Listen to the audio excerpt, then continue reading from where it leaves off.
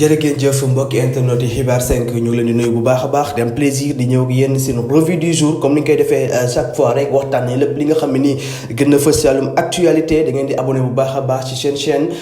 xibaar 5 te nekk li ñuy waxtaanee bokk na ci li nga xam ne nii moom mooy la révision de la constitution gis nañ quand même jur na coow lu mag a mag ci langue politique bi actuellement ci gis-gisu les députés de Pastef ak tamit li nga xam ne nii moom mooy taxawaayu état du Sénégal gis nañ les députés de Pastef daan nañ dugal une proposition de loi pour daal di réformer li nga xam ne nii moom mooy la constitution te ci boobule proposition de loi gis nañ ci li nga xam ne nii moom mooy le renforcement des pouvoirs du premier ministre nag war a am ay pouvoirs yi nga xam ne nii da nekk pouvoir yu takku jógee ci président daal di ñëw ci moom bokk na ci li nga xam ne nii moom mooy les pouvoirs nominatifs le premier ministre nag day daal di mën a nommer aux fonctions civiles waaye tamit day daal di mën a jiite li nga xam ne nii moom mooy conseil des ministres waaye tamit day mën a tamit avec concertation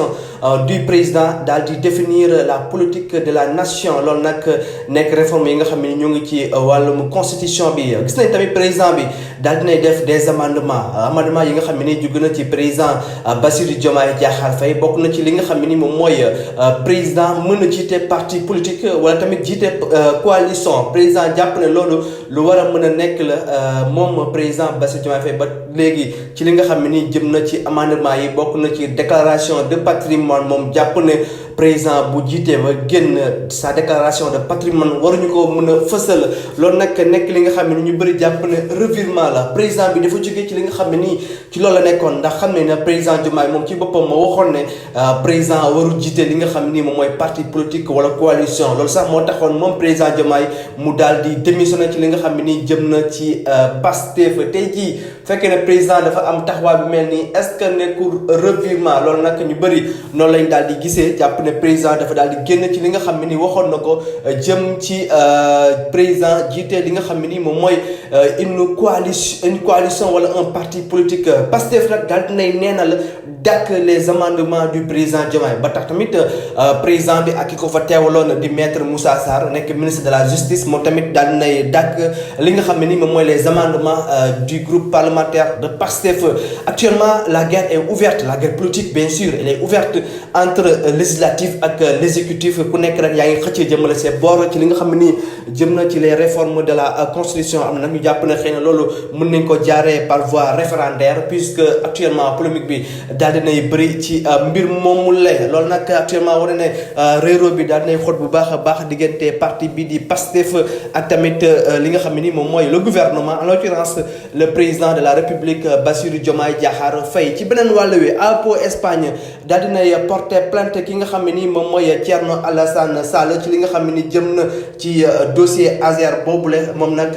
di kuréel googule di APO Espagne plainte bi nga xam ne nag jébbal na ko Thierno Alassane Sall lu mu koy toppee bokk na ci diffusion de fausses nouvelles diffamation divulgation de documents bancaires et violation du secret de l'instruction ñoom nag jàpp na ne kii di Thierno Alassane Sall dafa yore des relevés de compte bancaire waaye tamit des documents yi nga xam ne nii bokk na ci instruction bi ñu jàpp ne loolu tegu ko benn yoon ci li nga xam ne jëm na ci l'affaire Azer moo tax nag APO Espagne daal dinay porter plainte le député Thierno Alassane Sall l'affaire Azer nag depuis presque plus d'une année mu ngi nekk au cœur des débats lu jëm ci 37 milliards de francs CFA ñu jàpp ne dafa am détournement kii di Thierno Alassane Sall nag yàgg ciblé Jean-Michel Sène jàpp ne xaalis boobu lee war nañoo lijjanti leeral fa la dugg ci li nga xam ne ni jëm na ci wàllum électrification rurale di Azer moo tax nag kii di député Thierno Alassane Sall moom nag daal dinay def benn réaction ginnaaw bi nga xam ne nii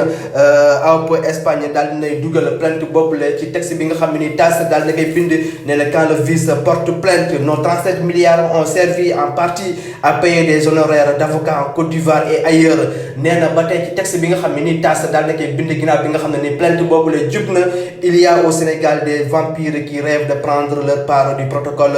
du pactole disparu en s'autoproclamant représentant d'un fantôme qui fut même la justice de son pays, l'Espagne. APO Espagne s'ouvre aux interpellations des citoyens, nous informe par son avocat avoir déposé une plainte ou une de plus,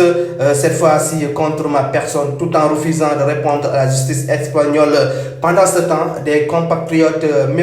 privés d'électricité vivent dans des conditions inhumaines. La justice sénégalaise devrait depuis longtemps mettre un terme à cette tragicomédie. Loolu nag la kii di Thierno Alassane Sall daal di réagir ginnaaw bi nga xam ne ni plainte boobule judd na. Pape Malick Ndour moom it bokk ci APR ginnaaw bi nga xam ne ni tegoon nañ ko loxo ci lu jëmoon ci l'affaire Prodac moom Pape Malick Ndour nag daal dinay am liberté provisoire démb ñu daal di koy placé sous contrôle judiciaire ginnaaw bi nga xam ne tamit l'affaire Prodac daal dinay secouer le pays pendant plusieurs années moom Pape Malick Ndour nekkoon fi ministre de la jeunesse bokk ci APR waaye tamit jiite woon li nga xam ne nii moom mooy ASER moom mooy Prodac moom Pape Malick Ndour actuellement yoon daal di doon ko tekk loxo ba tey jile démb nag la daal di am li nga xam ne nii moom mooy une liberté provisoire ñu daal di koy placé sous contrôle judiciaire moom nag mu daal di am génn li nga xam ne nii moom mooy prison. Toujours dans l'actualité, les Lions du Sénégal ñoom war nañoo football seen troisième match ce vendredi loolu nag mu ngi am foofu ca Canada ginnaaw bi nga xam ne nii perte nañu seen deux premiers matchs contre la France waaye tamit contre la Norvège. Les Lions du Sénégal nag war a affronter l'Irak ce vendredi ginnaaw bi nga xam ne nii actuellement ñoo ngi si ay calculs yu métti parce que tamit notre destin ne dépend plus de nous-mêmes, donc on dépend ci les résultats des autres équipes des autres matchs pour mën a xam ndax dañ qualifié naam am déet. 0 point 6 buts encaissés 2 buts marqués ci compétition boobule donc tey jii wala 3 buts manqués ci compétition bi ak 6 buts encaissés donc Sénégal actuellement nekk ci -3 ci goal différence war a football ak contre Irak ñu jàpp ne Sénégal war na mën a am quand même une belle performance pour mën a espérer qualifier ci li nga xam ne ni moom mooy les 8e de finale wala les 16e de finale ci li nga xam ne ni jëm na ci la compétition coupe du monde 2026 mbokk yi di leen jaajëfal bu baax a baax di leen ñaan ngeen continuer di abonné di ñu topp seen préféré xibaar 5 lépp luy information di ngeen ko am en temps réel jërë ngeen jëf.